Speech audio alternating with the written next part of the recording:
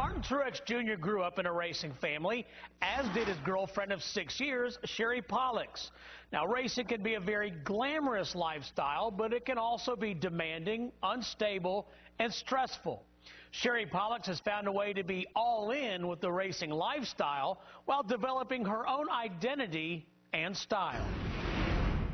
I've grown up on the sport since I was a little girl.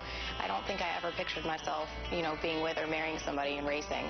I love it, but it's a tough lifestyle, I think, to live. My dad started racing in 1998, I think, and he started a Busch Series team and won the championship with PPC Racing in 2000 with Jeff Green and Nesquik. So my sister and I, and really my whole family, have grown up in the garage. I think for Martin, that's a good thing, because I understand that it comes first in our life, and I'm okay with that. I think a lot of women would not be okay with that. One thing that I think differentiates you dating an athlete as opposed to other sports is that when they get in that car that day, you don't know if they're going to come out. And Martinsville comes to mind. I had some friends there that weekend from Michigan, and I was telling them, they were asking me before the race, am I ever nervous or am I ever scared that anything bad's going to happen? And I was like, I'm not. I think because I've been around the sport for so long, and Martin and I have been together so long, and I've seen him in some really bad wrecks, and he's always just been okay, that I've never really thought about it. Ironically, that race, his throttle stuck and he hit the wall going 120 miles an hour. And I think my heart was left on top of that pit box that day. Well troubled Martin Truex Jr. Casey Kane slam into the wall. A vicious lick for Martin Truex Jr. Flame shooting out of the front of that machine. The crew chief had asked him if he was okay on the radio, and he didn't say anything. Well, that's because he was trying to get his helmet and his equipment off to get out of the car.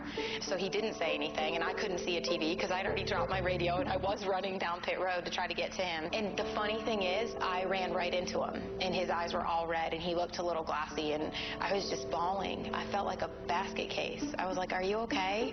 And he was like, "I'm fine, babe. I'm okay."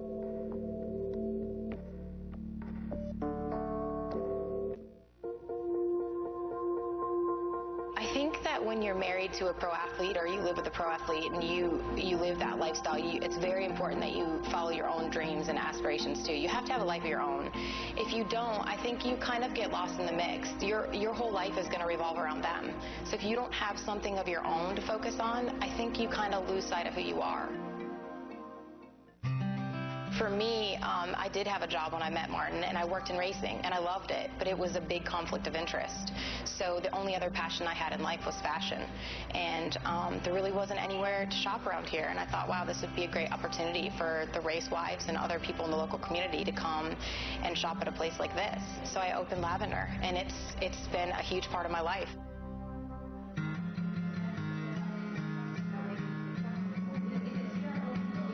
Martin came home from a test one year in Daytona, and I said, I'm going to quit my job and open up a clothing store. And he was like, you've never worked in retail before. I'm like, I know, but I'll figure it out. So I came up with a business plan and got a loan and opened it up 6 months later. The wives come in here and they shop, and I have a lot of regulars in the local community that come in to shop, and I have fun dressing Delana and Chrissy and all the other wives. It's a good time. I enjoy it. It's really cool when you have people that you can relate to, and I'm kind of an independent person, and it's nice that she has that side to her. It's not all about the guys and the racing and what they do every weekend. We also have our own sense of identity, and I think it's really important that in this arena you have that.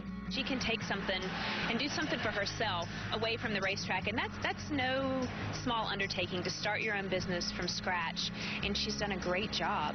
I think when you own a business, no matter who you're married to or who you live with or what, where you come from, it's a big accomplishment for sure.